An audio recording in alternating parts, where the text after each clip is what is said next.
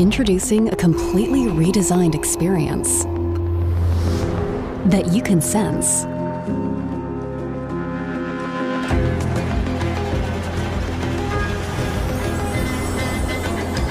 And that senses you. The new Dell Latitude laptops bring your work closer to you. Across Central Victoria, this is Win News. Tonight, a review into the bushfire response as the Harcourt blaze is brought under control. Moama Water Ski Club and businesses fear the consequences of a grim report, and the PM defends progress a month into the teen social media ban. Hello and welcome this Friday. I'm Bruce Roberts. Also tonight, young lifesavers from across the state learn vital skills at a week-long camp. The state government's announced a formal inquiry into the current deadly bushfires once the fire season comes to an end. But firefighters say it's not enough and are continuing their calls for a parliamentary investigation into the natural disasters.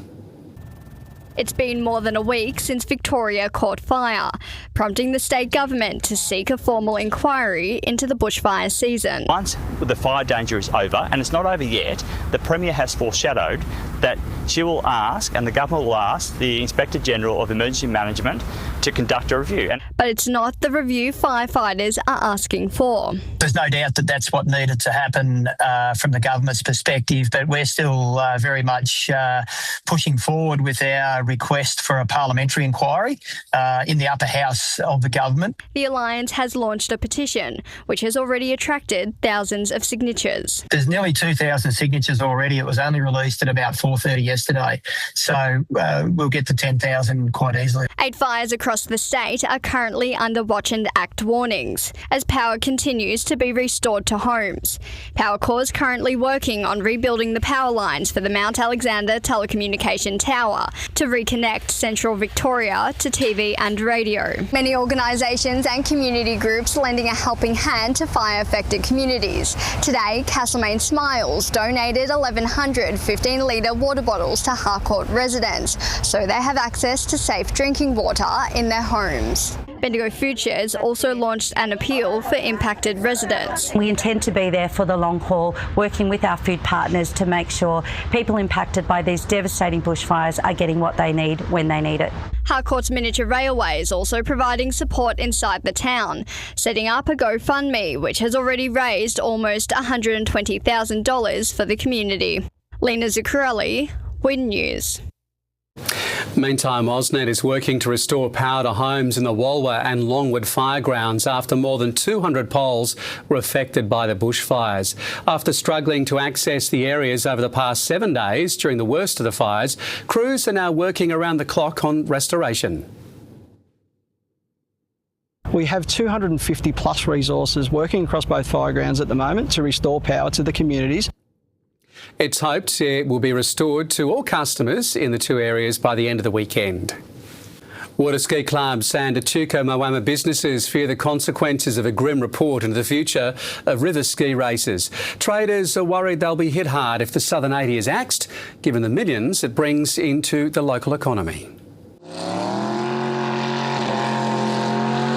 It's been a Murray River highlight for more than 60 years, but the Southern 80 water ski race has come to a skidding halt following the release of a grim report. Echuca Moama community want to see us back on the water again. The ski racers are absolutely desperate to get back out there again. Transport for New South Wales launched an investigation into the safety of the sport last year following a number of deaths and serious injuries. It found competitors were at risk due to high speeds, unsuitable equipment and river hazards. Us as a club, we work very hard for the safety of our water skiers. It's something that you go and do any sport, you know what the risks are. The report recommended river racing be axed and lake courses be limited to speeds of 110 kilometres an hour.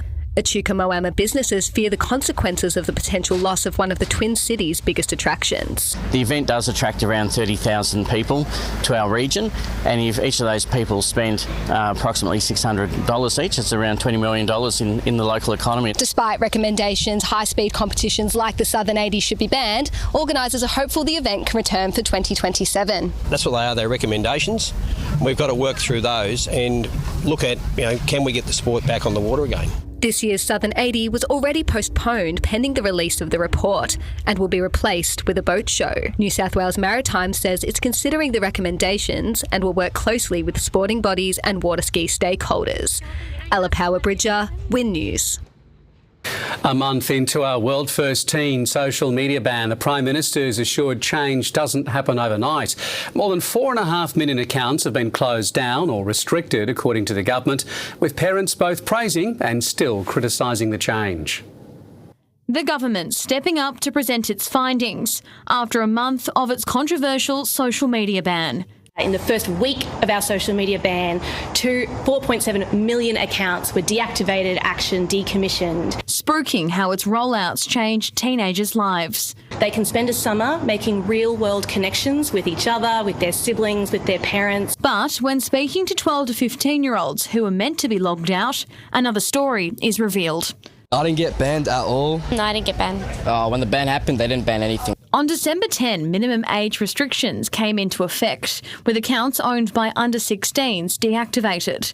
But tech-savvy teens are working out ways to get back online if they're logged out. A few of my friends have been banned from things like Snap, but you can make a new account pretty easily. You just don't use an account, or you can use your parents' account. And I just want to say to some that, we don't expect safety laws to eliminate every single breach. Other apps have emerged since December, allowing younger users. And then what we saw was other platforms such as Yope, Lemonade, CapCut. Both Lemonade and CapCut are owned by ByteDance, who also owns TikTok, so we're engaged with them. I reckon if the government's going to put so much money in it, they should do it better.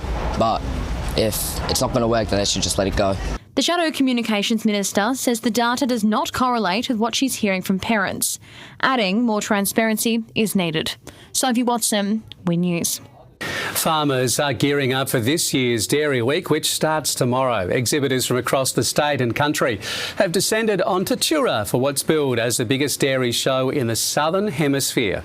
The lineup includes more than 1,000 head of first-class dairy cattle and 180 breeders vying for awards. A food truck festival will also be part of the festivities tomorrow. More than 4,500 people are expected to attend, including from overseas. Dairy Week runs until Thursday. A massive clean-up is underway after freak weather and flash flooding lashed parts of the Surf Coast. Cars were washed away in the Wye River and several crashed into the bridge as horrified onlookers watched on. Many have described the wild weather as like a tsunami, where they were hit with a wall of water. The air wing was brought in to winch people stranded on roofs, while an officer was lowered down to check swept away cars for occupants. 180 mils of rain fell in just 6 hours, forcing many to flee the deluge. Since midday yesterday, SES volunteers in the Barwon southwest have been called to 35 requests for help, including 9 for trees down, 7 for flood assistance. And the SES says an initial 400 people in low-lying areas were displaced, including those staying in caravan parks. The Great Ocean Road is currently closed in both directions from Lorne to Skeens Creek due to flood impacts, and 2 relief centres are open at Lorne and Apollo Bay. The first stage of gas exploration in the Otway Basin is finished. ConocoPhillips started drilling in late October and hit natural gas in November, about 53 kilometres from Port Campbell.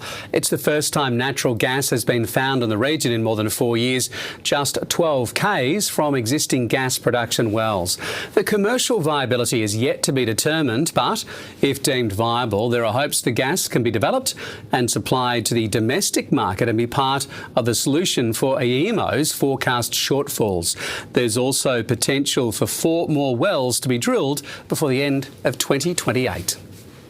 Thousands of families have hit the twin cities of Echuca Moama over the holidays to visit the Wonderland on the Murray Sand Sculpture Trail. There are also a number of other activities and entertainment on the banks to complement the Alice in Wonderland sculptures, including silent discos and performances.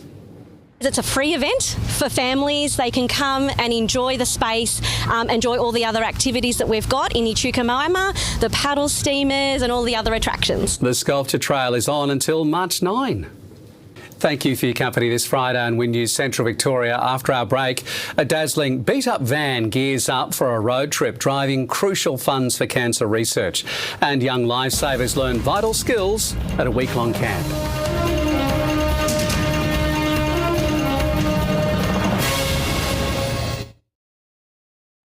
Some Gippsland residents will soon be able to see wind turbines from their back door, with construction on the Delburn wind farm at Yanar likely to start in coming weeks. The government-owned SEC fully acquired the farm and reaction is mixed.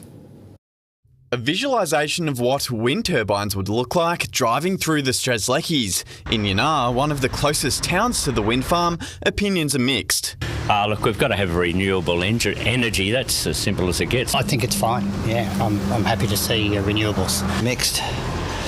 Very mixed. I know a lot of the people close to it really hate the idea. The risk of bushfires top of mind for some. Involved with the CFA myself, yeah, I can see that there has been some problems in the past, but whether they've been solved or not is another thing. The Energy Minister recently announced the government had bought the wind project at a cost of up to $700 million, addressing concerns about fire threats. Every turbine will have built-in fire detection and suppression mechanisms and measures, so Victorians and locals can be very, very confident. The government says the project will create up to 300 jobs during construction and the profits will go back into the community. This is a massive wind farm, 2.5 megawatts, and it will utilise all of the local skills that we know are in abundance in the Gippsland region. The Strzelecki Community Alliance is opposed to the farm, citing a number of concerns. It says the project doesn't stack up financially, environmentally or socially, and now private investors have fled, the public's footing the bill. Environment advocates say we need to act on climate change. We really do need to get a move on in trying to slow down what's been happening with climate change. One power station will help. Jack Morgan, Win News. Lifesavers are taking part in a development camp to help them become leaders at their local clubs. The week-long camp is putting them through a range of practice scenarios to prepare them for the real world. Creating a fake wound with food dye and Vegemite, team leaders at the Waratah Bay Surf Lifesaving Club are about to act out a scenario. It's really good for making it look like dark red blood and clotting. The crew taking great care to make it come across as real and find out how young lifesavers will react. Hello, we're lifesavers. We're here to help. My leg. It's part of the club's development camp that trains young lifesavers for the real world with a sequence of fake events. It can be pretty full on at times. The acting's definitely very realistic, and some of the wounds that we make with the makeup are pretty full on. So yeah, that experience really prepares us quite well. They're also put through their paces in the water, taught how to crew and drive rescue boats in the Waratah Bay swells. It's not too bad today. Yesterday was a little bit windy, but we've got some good weather today, so that's been really nice. The camp's open to young lifesavers aged 15 and up who want to become better leaders. And they also build on their leadership skills, their knowledge on how to respond, how to use radios, how to communicate better as a team, as well as learning some really great rescue techniques. All to ensure our beaches are safe. It's a lot of camps and courses and knowledge stuff that you need to make sure that you remember just to even become a lifesaver. But once you've done that, it's such a rewarding experience. Jack Morgan, Win News. A dazzling beat-up van is gearing up for another road trip across Australia, driving crucial funds for cancer research. This year's journey will support 4-year-old Ruby, who was diagnosed at just 18 months old. Barry the Brave is revving up for another adventure of a lifetime. set to once again hit the road for a rally featuring vehicles worth just $1,500, driving more than 4,000 kilometres from Adelaide to Darwin. He's being piloted by Emma and Bianca, who are ready for whatever is thrown at them. Lots of dust. They're big days, 10-hour days, just straight driving. You know, you're breaking down in the middle of nowhere, and you've got to do the best you can to keep going. The pink Tasmanian tiger donning a special pattern. Every stripe shows a name that represents somebody that has had a fight with cancer and survived, somebody that has potentially passed away, or somebody who's currently fighting the fight. Emma's aunt Pauline was the inspiration for Barry. She's since died from lung cancer. The journey now aimed at supporting family friend 4-year-old Ruby, who was diagnosed with cancer at the age of 18 months. Ruby is a spark. Like she brightens up every room that she's in. She honestly has shown so much bravery. Last year, Barry's mission raised $67,000 for the Cancer Council. Hayden Corns, Win News. Practice rounds have revved into action at the Bad Boat Challenge on the Murray. Thousands are expected to line the riverbank in Mildura over the 3 days to witness the high-octane display, which is round 1 of the series. Nearly 30 of the fastest-blown alcohol displacement boats in the world, including from the US, New Zealand and Australia, will go up against each other ahead of the final in Berry. Competition runs until Sunday. And sports next with Tim Robertson. Robbo, was a very close game between the Spirit and Perth Lynx last night. Just 4 points in it, Bruce. We'll have more next. Also, a regional star claims Carlton's 2K time trial as the Blues sprint into the new year.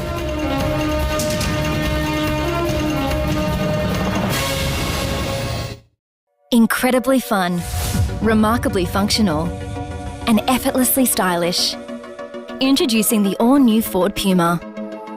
A compact SUV that really packs a punch. Looking good has never been this easy. Secure yours today. The all-new Ford Puma. Effortlessly stylish. Bendigo Cricket's back this weekend for round 8 after round 7 was postponed due to the weather last Saturday. Top of the ladder, Sandhurst hosting Golden Square. Kangaroo Flat plays Eaglehawk. Bendigo United takes on Huntly North, and Bendigo's hosting Strathdale Maristians. And Strathfields A plays White Hills. Bendigo Spirits dropped to 3rd on the ladder after being defeated by Perth last night in the Lynx Hoops Fest home game. The home court advantage paid off. Perth came from behind to beat Bendigo by 4 points in the final 3 minutes. Spirits' Isabel Borlace scored 21 points. Bendigo next plays Southside Melbourne Flyers on Wednesday night in the side's round 13 clash, which was postponed due to Friday's extreme weather. Warrnambool's Will White has claimed Carlton's 2K time trial as the Blues sprint into the new year. White's back at the club, offered the chance to train on for a spot after he was delisted in October. The 21-year-old played 14 games last year and, along with Wodonga's Elijah Hollands, has the chance to win an SSP listing with the window closing on Tuesday. Meanwhile, a number of Demons have had a hell of a start to the new year. Bendigo's Tom Campbell's been sidelined, injuring his neck during training. The Ruck's torn a ligament and remains in a brace and will consult a neurosurgeon. Denny's Jack Henderson is expected to return to main training at the end of next month due to a stress fracture in his sacrum. And Echuca's Jack Viney's returned to running after an Achilles injury and is expected to return to full training in the next few weeks, while Ballarat's Harry Sharps injured his hamstring, but the club's confident he'll return to join the main group in the same time frame. And Aussie's taken out round 5 of the Sprint Car Power Tour in Mildura. Tasmanian Jock Goodyear won the thrilling race by just 0.2 seconds over series leader Lockie McHugh. A big crowd turned out to take in the high revving action, which featured 4 drivers from the US. The Power Tour's in its first year and includes 7 rounds in just 14 days. Goodyear's win puts him within 2 points of second place in the series and 58 points of McHugh, who's leading with 2 rounds remaining.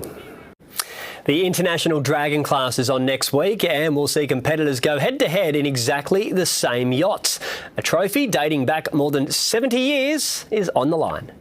Sailors have been battling it out for the Prince Philip Cup for a long time. Yes, that cup's 1955. It moves around the states depending on the rotation because Like last year was Western Australia, the year before Victoria. Next week it'll be fought for in Hobart as crews of 3 hit the Derwent in one of the sport's fairest classes. Most of the dragons are locally built.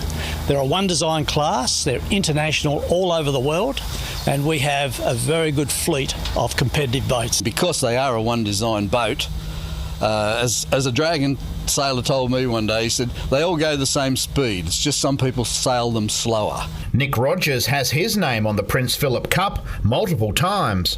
The people that sail in the class are fantastic people, and we have a lot of fun. We really do enjoy it.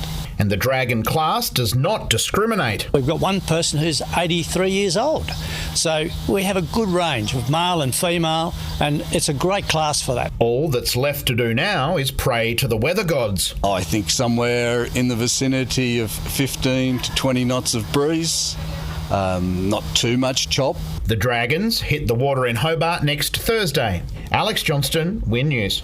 And Bruce, that's Friday in sport. Terrific, Robbo. Thank you. Pockets of sunshine this weekend. Stay with us. Weather is next with Jeong.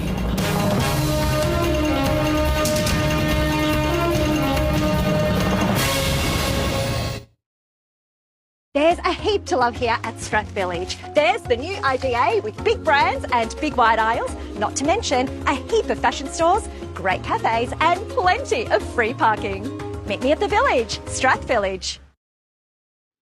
Welcome back. Partly cloudy across the region today with strong winds keeping temperatures feeling much cooler than suggested. Our weather pick to wrap up the week comes from Raymond, who snapped this shot from the Murray Valley Highway. Thank you so much for that gorgeous shot. Now, if you're out and about over the weekend, make sure to get that camera out and send any photos you take to weather@wintv.com.au. Now, let's look at the details from today. Fresh winds turned strong through the day in Kyneton, reaching a top of 29. Windy conditions kept Bendigo feeling 5 degrees cooler than suggested at times. Gusts reached 60 kilometres an hour in Hopeton, while Balranald just fell short of its forecast top, but was still slightly warmer than average, reaching a top of 33. On the charts, a high-pressure system drifts south of Tassie as a low-pressure trough moves across from the west early next week. Looking ahead, a second high develops over the south of the Bight mid-next week. To the forecast for central Victoria, moderate winds push about. With partly cloudy skies on the way, we could see a late storm coming through as well. An overnight low 15 in Charlton, reaching a top of 31. Temps in the 30s in Kerrang, Swan Hill and Balranald, reaching a top of 32 there. For Bendigo tomorrow, slightly cooler than average with a storm possible, an overnight low 14 heading to a top of 28. And for Melbourne, we're expecting partly cloudy conditions with strong winds heading to a top of 27. Taking a look at the days ahead, Sunday will be mostly sunny, partly cloudy on Monday with a chance of showers and storms arriving later in the day. And on Tuesday, showers ease, but we could still see more storm activity on its way. That's all for weather tonight, Bruce. Back to you.